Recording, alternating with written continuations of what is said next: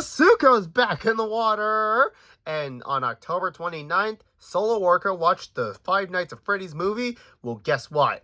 We're about to watch it this time. I've got a bowl of popcorn, I got a bottle of water, and today I'm joined by a special guest, Freddy Fazbear himself. Hi everyone, it is I, Freddy Fazbear. And I hope you all have lots of fun with me. Freddy, you just dropped my water. Oh, I'm so sorry. Here, let me help you out. No problem, buddy.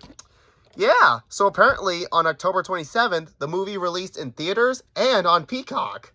Since Solo Worker watched it in theaters with a friend, we're going to be watching it on Peacock. Hang on, let me grab the remote. All right, let's get this dusty old thing ready to go. Wait a minute. Do we have a Peacock? Wait. Orca, do we have a Peacock account? No. Ah, dang it. Well, I guess we're going to have to review the movie in the theaters. Come on, Freddy. Let's go get some tickets. Okay. Shuco's back in the water. And Freddy Fazbear is back. Dang, that was a pretty cool movie for a video game adaptation. And no offense to Mario, but I'm going to be reviewing that soon. 4.5 stars! Maybe my expectations for this movie were both high and low ever since I reviewed multiple movies back then.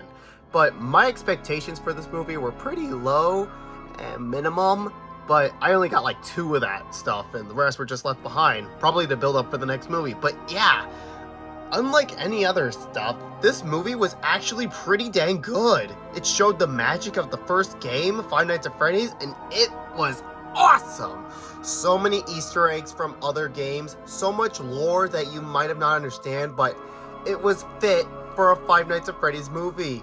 And it's great, and it's a great start to a trilogy that's coming up. If we're gonna get a trilogy, that is. But yeah, this movie was everything a FNAF fan could ask for, especially for a video game adaptation. I loved it! I know, Scott Cawthon worked really hard on this movie along with Blumhouse, and this movie has hit so much in the box office. $150 million on its first weekend. Holy crap! So our movie begins with the first night guard getting killed by Foxy. And originally, this night guard was actually supposed to be the YouTuber Markiplier, but was eventually scrapped because Markiplier was not in the first movie.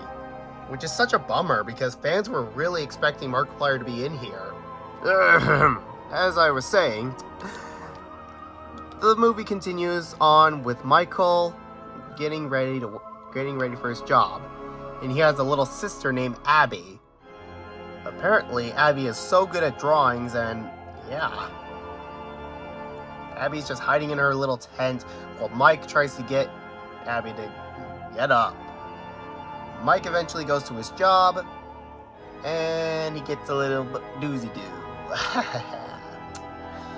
Eventually, Mike is either fired or something, and he's trying to get a new job. That's where he meets, I hope I don't butcher this name, Steve Ragland? So Steve tries to apply Mike the job for Freddy Fazbear's Pizza, saying that the pay is bad and the hours are terrible, but Mike sadly declines and saying he doesn't do nights. So he walks out before Steve gives him a card. This is obviously going to foreshadow something. So eventually Mike gets interviewed by a few people who are suggesting that they're going to take Abby away from Mike since he's terrible at his job, watching over her. And unfortunately, Mike is just listening to all this, and then the freaking lawyer named Doug is so freaking literally, Doug is a legend in that movie. I know, he's an actual savior.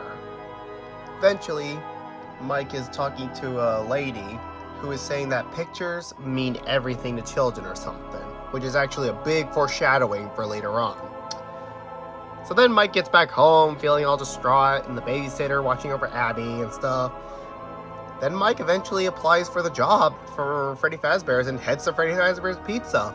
That's where we meet our main cast of the animatronics. Freddy Fazbear, Bonnie the Bunny, Chica the Chicken, and Cupcake.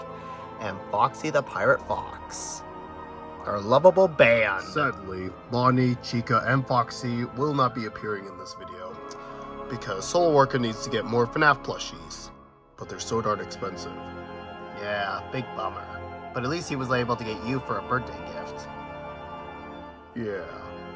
But anyway, let's move on. Yeah. Anyway, the things I like about this movie is that they reference so much stuff, and since the FNAF 1 security office was so different compared to the movie, many fans were mixed on this movie. And I don't blame them. This movie could have been a lot more, but this was a pretty big deal. So Mike gets into the job and he falls asleep on the job, apparently. Which we eventually move on to a dream sequence. Basically, Michael is missing his little brother named Garrett, who was taken away by someone that we aren't aware of. Eventually, Mike meets a bunch of souls that possess the animatronics. On his first attempt, he tries to get the animatronic kids, but they escape. Then Mike wakes up at 6 a.m. He made it on his first night, asleep on the job. So he heads back home. And uh-oh, Max is apparently a bad guy. Well, bad girl. With her brother and the frickin' aunt and lawyer. Doug is so frickin' funny in this movie, and I wish he comes back. Literally, Doug is so good. Yeah. But anyway, yeah. So they have a ingenious little scheme to try to take down the Freddy Fazbear Pizzeria. Like, destroy it and everything. So Mike could get a bad reputation or something. They eventually go there, and they get jumped by the animatronics one by one, and oh my god, I loved everything about it.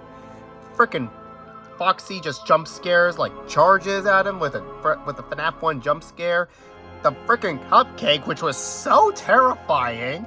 Bonnie the Bunny taking down someone in a closet, and Freddy Fazbear biting a person in half. Holy crap. This was so worth it. So then Mike gets back to the pizzeria on his second night and falls asleep. This time he tries to get the children again, but one of them slices his arm and screams at him with black tears falling off, which is a reference to the crying children. If you don't know that the crying children have black tears when they're ghosts. So this was a scary nod. Then Mike wakes up and sees Vanessa, our new police officer. So if you aren't aware, Vanessa is actually a security guard in the recent Five Nights at Freddy's game Security Breach. It was a big surprise for me to see her in this movie. And apparently, Vanessa is a police officer, which pretty much tries to give Mike some tips and everything, and heals him up and stuff. Yeah, it's unexpected, but I love it. So Mike survives another night. The animatronics don't attack or anything, because they already killed so many people. So Mike heads back home. This time Abby wants to come with him the next time. So, night 3. Mike goes back to bed, and Abby falls asleep. But the animatronic souls invite her over. The children eventually invite Abby over. As soon as Mike wakes up from the dream sequence, again, he realizes that Abby is missing, and he chases after her, and only to find out that the animatronics were actually playing with her instead of killing her, which to my surprise, whoo! But yeah, my reaction just went, what? The animatronics are friendly? Which honestly, I did not expect, but I actually slowly understood. These are literal children inside the robots. I understand this, and I respect it. Many people, and I quote, many people did not like the movie because it wasn't scary. These robots aren't murderous enough. I mean, come on guys, these are literal children. They haven't seen like anyone for the first time. Abby is literally hope. There's a sign that these animatronics will eventually find someone to play with. So I find it surprising that they didn't kill Mike, but they kept Abby alive. I'm surprised they let Mike go and everything. it's a genuine surprise, but I love it. But next, on night 4, things get a little too personal for many people. I personally enjoyed it, and I loved the scene. So this is the part where everyone has all their criticism and stuff. I suppose you have any criticisms? What? I don't have any criticisms. No. But I have a few after the review. Here we go. So night 4, Abby and Mike show up with Vanessa, and they decide to build a fort. Eventually, Mike tells Abby about their missing brother, Garrett. Abby quotes on, well, not quotes, but tries to talk to the animatronics, but they decide to make a fort. Literally, this scene split the community into some people hating the movie and some people liking the movie. I personally love the movie no matter what, and I don't give a crap about anyone's opinions. I mean, the fort scene was wholesome. You can forgive the people once, you cynical. When was the first time you've seen a FNAF character do something this friendly? I mean, FNAF security breach? Yeah, but this is a movie review, not a game review. And when Bonnie fell over, I laughed and I just said I love Bonnie. Because Bonnie is my favorite out of the bunch. Eventually, Vanessa went out to go find some tablecloths. Mike follows. And eventually, we meet a FNAF book character named Ellie. Yeah, apparently. Vanessa explains about the spring lock suits. And eventually, when Vanessa shows a demonstration by shoving a broomstick down a spring lock suit that was snapped, the spring lock doll was actually the same doll from the Fazbear's Frights 1:35 a.m. book, Ellie. So yeah, nice little nod to the book series. Vanessa is apparently scared that if the animatronics act a little too close to the child, they're gonna be killing her and making her one of them, which I think is pretty good. I mean, that's something to be scared of. Losing Abby. Then in the next morning, frickin' Michael applies Abby for the frickin' ant. And the frickin' Abby just gets so mad and erases Mike from all the drawings. Eventually, Mike heads back to the office for night 5. The Souls are very, very mad that they didn't bring Abby. So, they torture him. Yeah, apparently they capture Mike and try to torture him in the little Freddy thing from the first, which is actually the same machine that killed the first security guard. Yeah, apparently this thing is called Torture Freddy. It has a suit of its own and everything, which is freaking scary. But yeah, Mike eventually escapes from Torture Freddy and tries to get out alive. Meanwhile, Foxy tries to get after him. But apparently, he makes it. Well, kinda.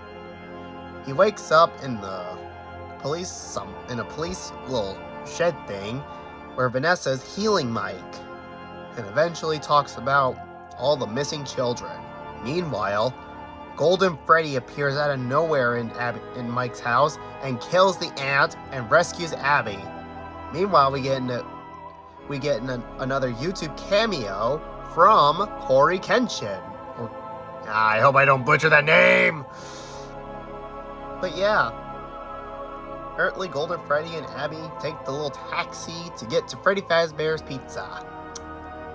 And eventually, it's still in the night, so yeah, Abby just goes in and Golden Freddy disappears. That's the only time we're going to be seeing Golden Freddy in this movie. I swear. I was expecting more scenes from Golden Freddy, but I guess not. So Abby goes to the animatronics and parties.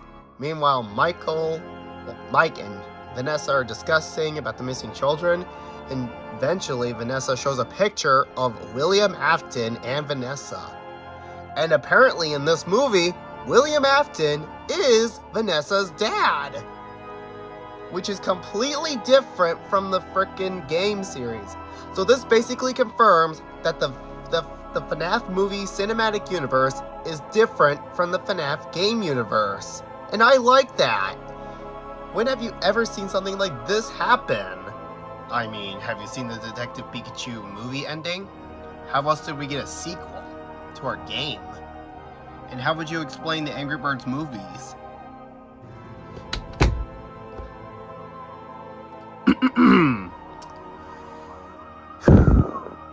as I was saying, so Abby parties with the animatronics, and eventually, Chica escorts Abby to a secret room. Mike eventually makes it to the pizzeria and tries to sneak along. Eventually, Freddy tries to look, but misses. Then, Mike has the craziest idea, but puts water on the ground where the animatronics are standing, and gives them an electrical shock. And while some people thought this was a coincidence, I thought this was a nice reference to the FNAF AR system.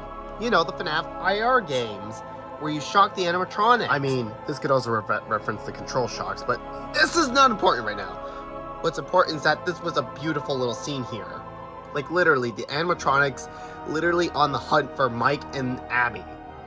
Eventually, Chica is disconnected, Chica's just down from Mike, and Mike saves Abby.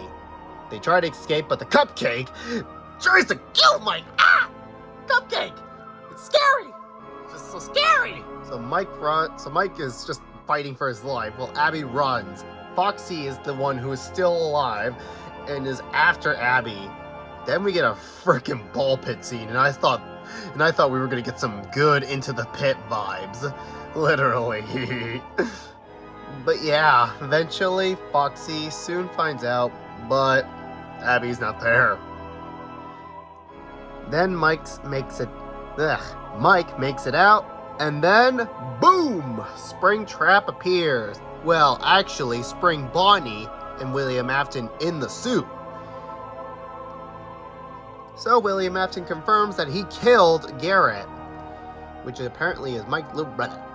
So yeah, now he's gonna try to kill frickin' Mike, but Vanessa stops William Afton in time, and William Afton takes off the rabbit suit, and oh my god, it's Shaggy! I'm just joking. But yeah, this is actually Steve from the job interview. Yeah, apparently William Afton changed his name to Steve for the job thing. So he's been applying people to go to Freddy Fazbear's Pizza so they die from the animatronics. So yeah, big plot twist that many people predicted, like me. But anyway, so yeah, the animatronics are on their way to try to kill everyone, but Abby changes the drawings and puts on a paper that shows the Spring Bonnie killing the kids that possess the animatronics. So the animatronics find out they've been manipulated from William Afton the whole time and turn on him. Then we get this amazing scene of William Afton getting spring locked. And oh, I was just smiling in that movie. I was just smiling at the scene where he just gets murdered. I was expecting some screams and pain, but oh, my boy's taking it like a champ. And then he says the most iconic line out of the FNAF franchise, "I always come back." Sorry for my William Afton impression. But yeah, eventually this is just going to be referencing that William Afton is going to be coming back. Did I like this movie? I loved it! Am I excited for much more stuff? Yes! Now, let's start off with the basics. I enjoyed every single animatronic in this movie. I enjoyed all the references, I loved all the Easter eggs, I loved the cast, I loved the story, I loved everything about it. And I can't wait for more. Lightning round, what was your favorite animatronic? Frickin' Bonnie! My god, he was hilarious and scary at the same time. This is why Bonnie is my favorite, because he's so much. Chica was amazing and a frickin' creepy one. Foxy, frickin' Sonic over here, frickin' speeding and killing. Freddy Fazbear, the main boy. Yeah. Freddy was amazing. And frickin' Golden Freddy was so scary, frickin' killing someone. And we cannot forget the Balloon Boy cameos, frickin' toy and everything. And then, frickin' Spring Bonnie, aka Spring Trap. Yup, I loved everything about this movie and I can't wait for the sequel. So if you don't like the movie because it wasn't scary enough and pretty much confused you along the way, I don't blame you.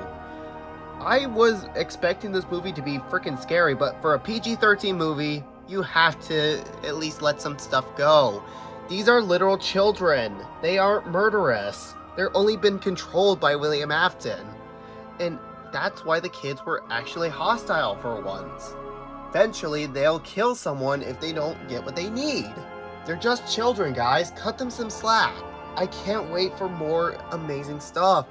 But yeah, via some freaking fanboy hypnosis, FNAF Five Nights at Freddy's the movie is my favorite movie out of 2023. I mean, if we're going for a movie that's almost the greatness, I would vote for the Mario movie, which we will be reviewing soon. But yeah, I freaking enjoyed the FNAF movie and I can't wait for more. But yeah, I know one thing's for sure, with the freaking box office hitting 150 million. Yeah, this movie deserves a lot of respect. And yeah, this movie's gonna get a lot of replays and rewatches on this freaking Fazbear stuff. Wait, you forgot Game Theory. You forgot the Game Theory appearance. He made his appearance, and Dawko, and a few other YouTubers. You forgot them. Well, yeah, they were in there, but we forgot to add them. But, I mean, hey, they were in there, but, yeah, eventually they were gone. I mean, hey, that's just a theory, a freaking Orca theory. I'm out of here. I'm out of here. Huh. Well, I hope you all enjoyed the FNAF movie, and we can't wait for more. Don't forget to like and subscribe to this video. It really helps the Solo Workout channel out. And I'll see you guys next time. Bye, everyone.